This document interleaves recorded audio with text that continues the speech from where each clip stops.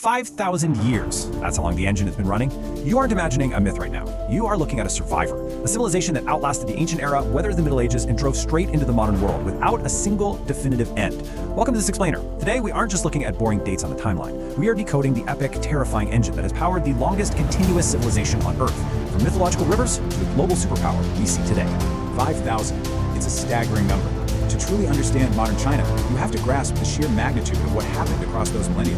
Because it wasn't just a straight line of progress, it was a brutal, recurring, historical engine, an unstoppable pendulum. We are talking about the monumental rise, the violent fracture, and the inevitable rebirth of dynasties, a cycle of unparalleled wealth, unthinkable bloodshed, constant reinvention. It all begins with a concept that changed human history, but to find the spark of this cycle, we have to go back to the mythological beginnings of the Shah dynasty. Early Chinese settlements were facing annihilation. The Yellow River was violently flooding, repeatedly destroying everything in its path. Then comes a legendary figure, Yu the engineer. He didn't conquer with a sword, he conquered the water. By building an ingenious canal system, he literally saved the people. And because of that immense capability and merit, he was named China's ruler. This established the absolute core of Chinese history, the Mandate of Heaven. It basically states that ruling power isn't some unquestionable divine right that lasts forever. It's a conditional lease. Heaven grants power to the just and brutally yanks it away from the wicked. Take Emperor Jie, the last ruler of Yu's bloodline. He was a corrupt, sadistic tyrant, spending his days on drunken orgies and hedonism. Under the Mandate of Heaven, this corruption was a massive red flag. It signaled that Heaven had rejected him. So when the Shang dynasty violently overthrew him, it wasn't just a rebellion, it was a justified necessity. Fast forward to the Eastern Zhao period, beginning around 771 BCE. This was an era of violent instability. Feudal lords warring constantly, blood in the streets. But here's the terrifying and incredible paradox. This relentless chaos actually birthed China's most profound and lasting philosophies. It's an ideological tug-of-war known as the 100 Years of Thought. Two massive ideas emerged, clashing for control of the human mind. On one side, Confucius. After witnessing the horrifying live burials and disembowelments of the era, he still believed humanity was naturally good. He just thought we needed to be nurtured. His vision? China as one massive, benevolent family held together by respect and social harmony. But on the complete opposite side was legalism. Legalists argued that people are inherently bad, selfish, dangerous, and the only way to sustain society is through strict laws and brutal, fear-based control. This clash of ideas would dictate the fate of millions. That ideological war finally exploded during the Warring States period. 7 kingdoms, absolute unrest, everyone fighting for ultimate control. And out of this chaos rose a man named Yin Zhang, leader of the Qin state. He didn't care about social harmony. He was a strict legalist, driven by a ruthless, obsessive desire to conquer every rival kingdom and crush China together under an iron fist. But before he could do that, his enemies tried to stop him. It's one of history's most terrifying near misses. An assassin named Jin Kai was sent to kill Yin Zhang.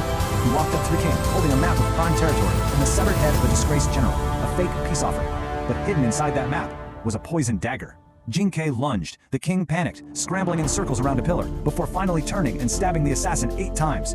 This botched attempt didn't scare Yin Zhang into backing down. It just fueled his paranoid, brutal crusade to unify China at any cost. And unify he did. Yingzhang, now known as Qin Shi Huang, the first emperor, wielded his power with terrifying efficiency. His Qin dynasty only lasted 15 years, but it fundamentally forged a unified cultural identity through intense, legalist cruelty. He standardized currency, he standardized writing, he forced peasants into brutal labor to build the early Great Wall. Paralyzed by the fear of losing control, he ordered mass book burnings and buried 460 Confucian scholars alive. He was even obsessed with conquering death itself, building the legendary terracotta army to protect him in the afterlife. But the ultimate irony? His quest for eternal life killed him. He died after drinking supposed immortality potions heavily laced with mercury. The pendulum swings rapidly after his death. We see centuries of chaotic turnover. In 26 BCE, the Han dynasty takes over, reviving Confucianism and opening the massive Silk Road. But then, the empire shatters again into the bloody Three Kingdoms period. Fast forward to 581 AD, and the Sui dynasty violently forces the pieces back together. A brutal reunification that paved the way for something incredible in 618 AD, the Tang dynasty, a massive, new golden age. The Tang dynasty was an era of unprecedented wealth and stability. The population exploded to 80 million people.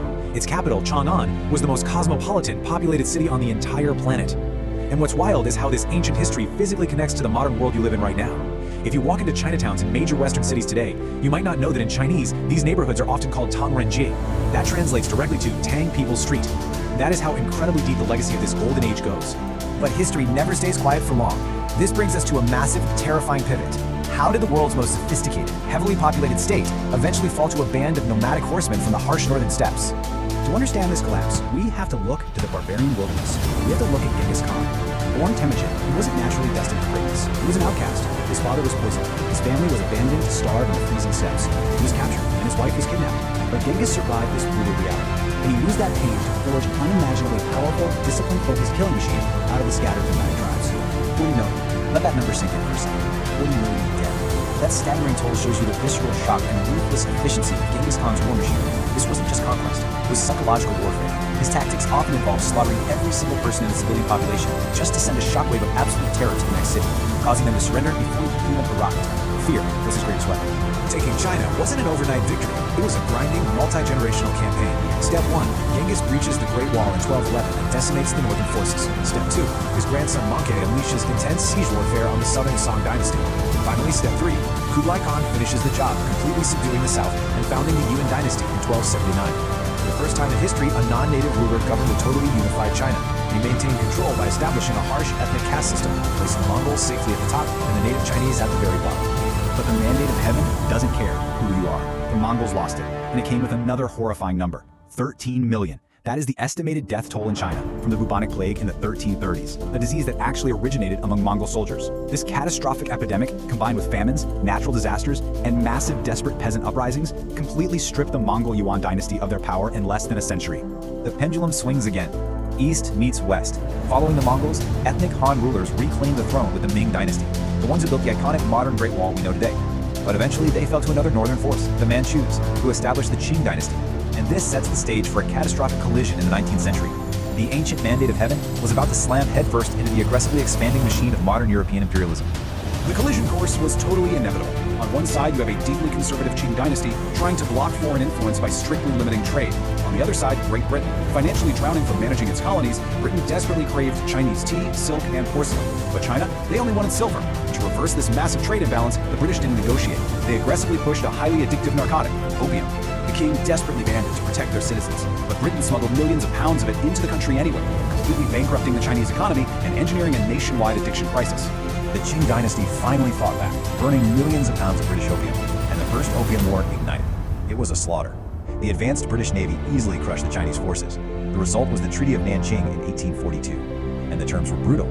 The Qing were forced to pay 20 million pounds, hand over the island of Hong Kong, open up major ports, and allow British citizens to totally ignore Chinese laws.